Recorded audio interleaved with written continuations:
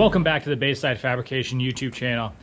So I ran into a small issue that I want to show you guys and go over, and we're going to find out a remedy together. I will give you a hint to what it is. It has to do with the valve cover. So let me show you what's going on and how we're going to solve it.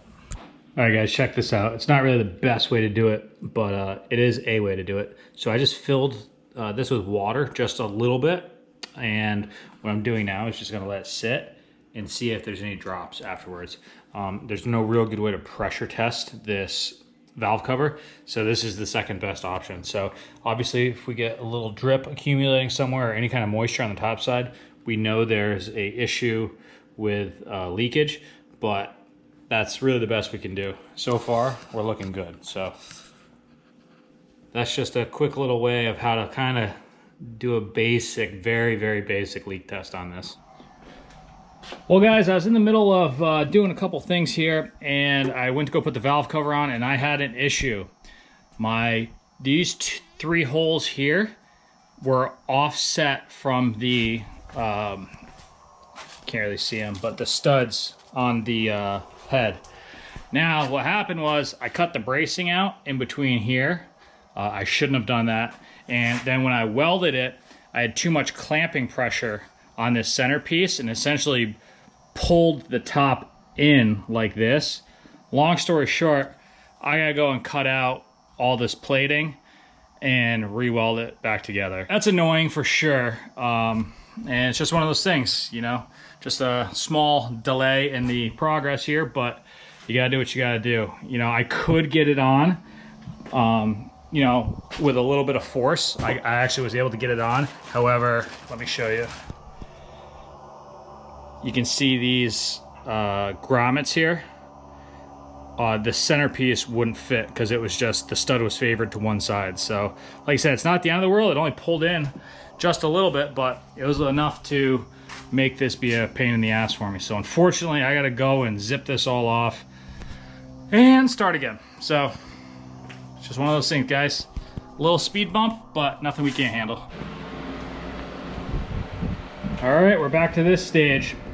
So as you can see, there's a lot of flex in here. So what happened was when I clamped it to the welding table, it actually pulled the center down, which kind of pulls the whole thing inward.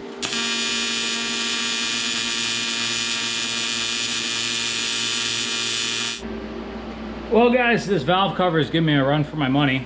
I got it back on, and when I re-welded it, it's still pulled in. I don't know what's going on, but you know, it fits, but it's hard to see. You can see the studs on the centers are just favored to one side. I'm not sure what's going on, other than the fact that there's way too much heat in there. And now that I've welded the valve cover a few times, it's turned into a banana going this way and that way and the whole deal. So good news is I'm just gonna forget about it for now. I'm going to the Junkyard probably tomorrow, and there's a CRV there with a K24 in it. And I'm gonna grab that valve cover. It's 14 bucks. And I think I'm gonna redo the whole valve cover idea. You know, I'd initially just, let me show you.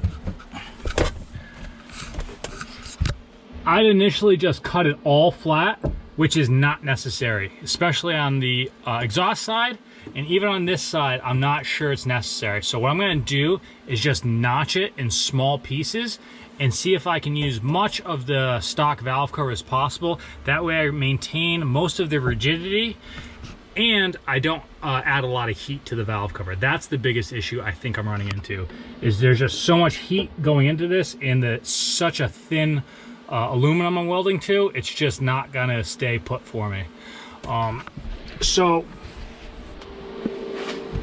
that's kind of my thought, is just kind of go back to the drawing board with the valve cover, not waste any more time on it, because I think I can have a better solution in the long run and not cut it up as much as I did on this one. All right guys, prove my point further. I actually had the cut out pieces that I already cut, and you can see there's plenty of room. I still would have to notch this part right here, which is not a big deal, and I'd also have to cut in on the this part just right behind that as well. But I think I might be able to get away with using 90% of the stock valve cover, which is actually great news. Way less work, which means I can translate the cost to potential customers and make it a cheaper option for people. So, you know, we're gonna cross that bridge when we get there, but so far it's looking like that is the option. So sometimes you need a couple renditions, sometimes you need just trial and error to get things right. So that's where we're at now. Let's just move forward, guys. All right, I didn't have a real lot of time to go over this. I had a kind of a time crunch, but this is the inside of our panel. And what I did was I just primed the heck out of it. I use this stuff called slick sand, which I actually get at my local Napa. And this uses a MEK hardener, just like fiberglass.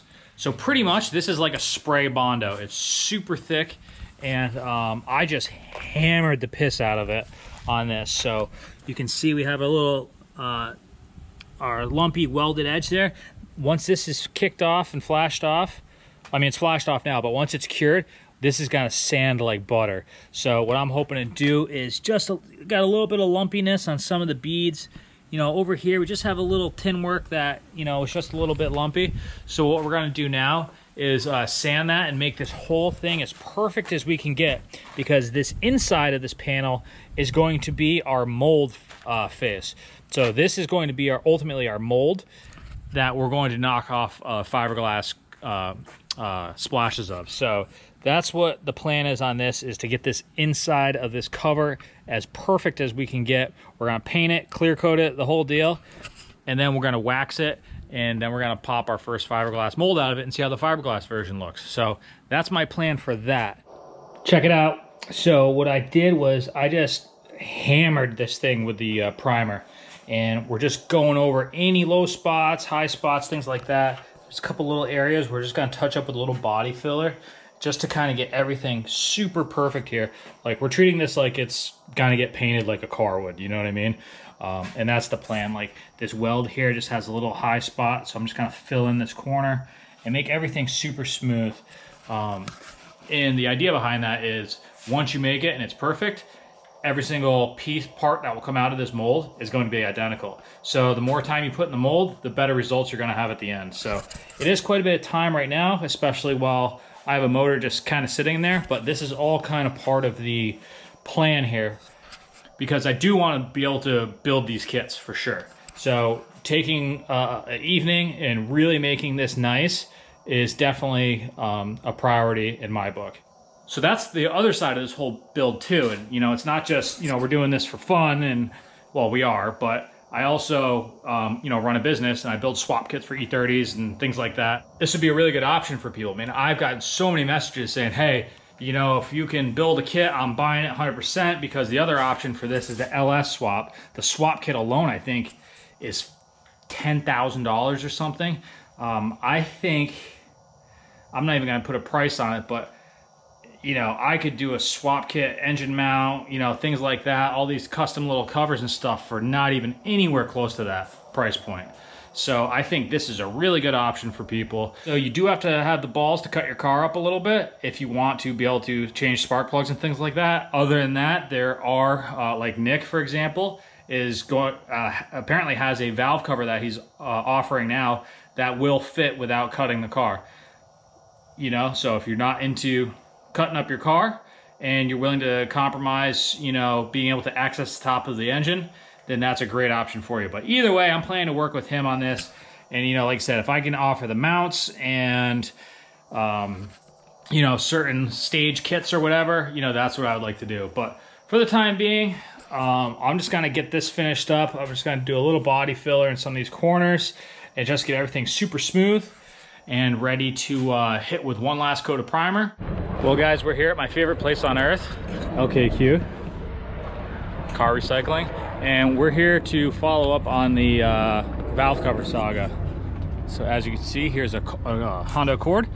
We're just gonna pop this valve cover off and see if we can modify this one without it getting too much heat into it and warping it to the point where it doesn't fit.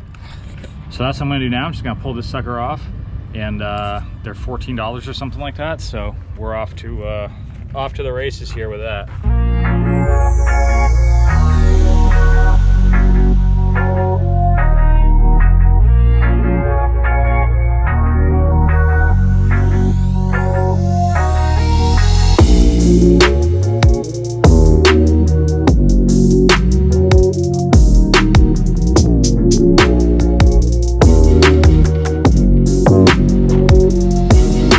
Questions, but I found a disgusting spoon that's going to work as a flathead here.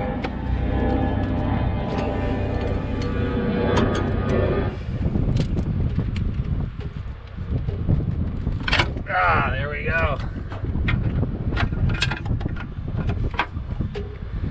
The old dirty spoon trick.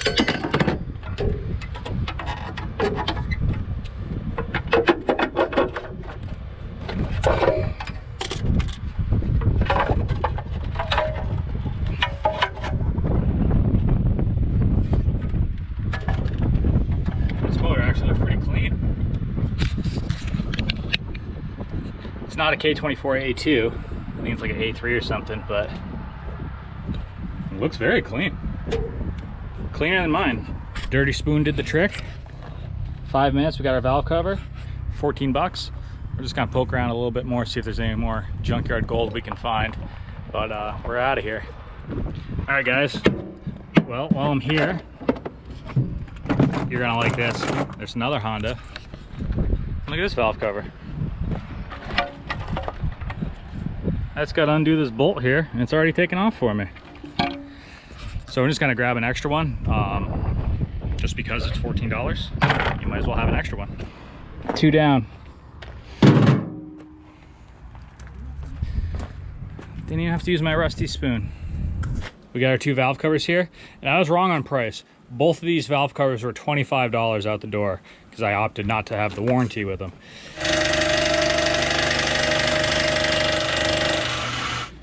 This is where we're at.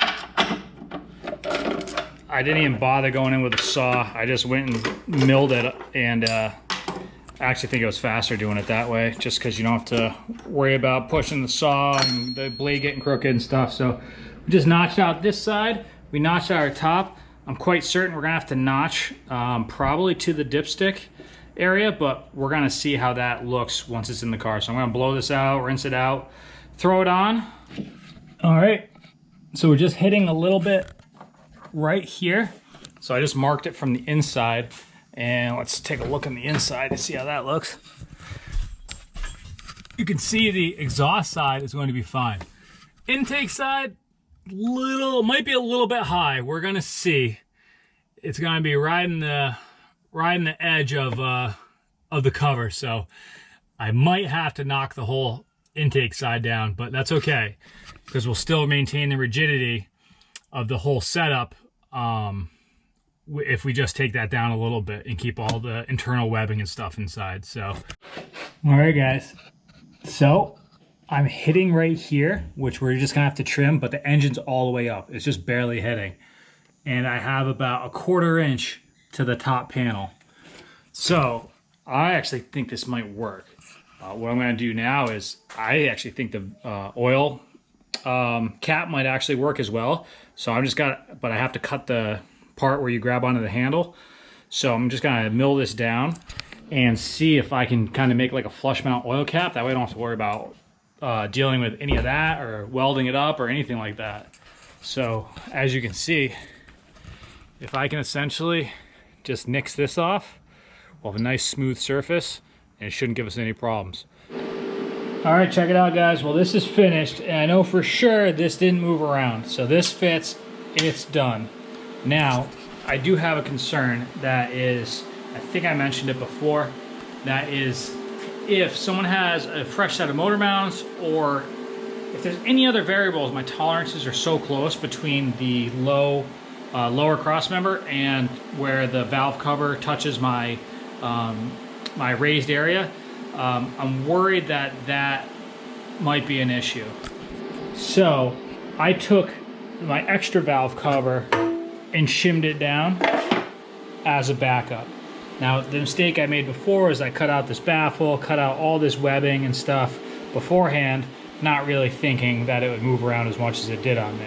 Plus, this maintains structure in the whole valve cover as well, having this on here. So with that being said, I'm going to modify this one as well and just see how everything looks, but this will probably be the ultimately the finished product. Well, I'm finally putting this valve cover to bed, and this one's done. I'm going to install it one last time and make sure everything's triple cool, but I already know it is.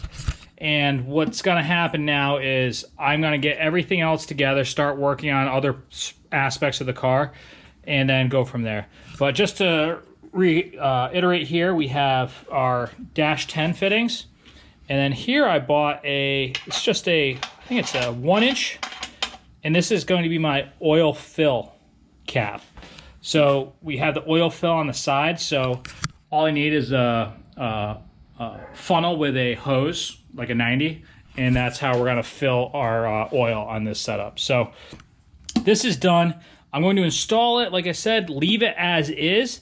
And then afterwards, I'm going to take out that. We're going to take our intake manifold and pretty much anything else that we can possibly think of and go get it powder coated. So I'm going to do that when we pull the motor to put in the built motor. And during that stage, all this stuff is going to go get done like nice. So for now, it kind of looks like, but that's okay. So the last one I had glass bead blasted before I did any of the work, which I'm not sure if that was even a good idea. On this one, I went and just ground out about a 1/2 inch all the way around my welds, and this actually welded much better than my other one. So I'm not sure if the glass bead impregnated into some of the aluminum or what happened, but believe it or not, this actually welded quite a bit better than the other one.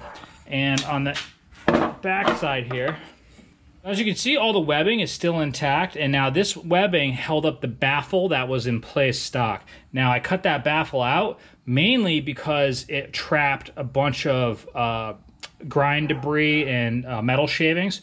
So I pulled that out just because I didn't want anything getting stuck up there. And like I said, we have our 2 breathers welded in now, and they're going to be on the high side of this. So enough rambling. Let's get this installed once and for all, and we're going to move on from the valve cover saga.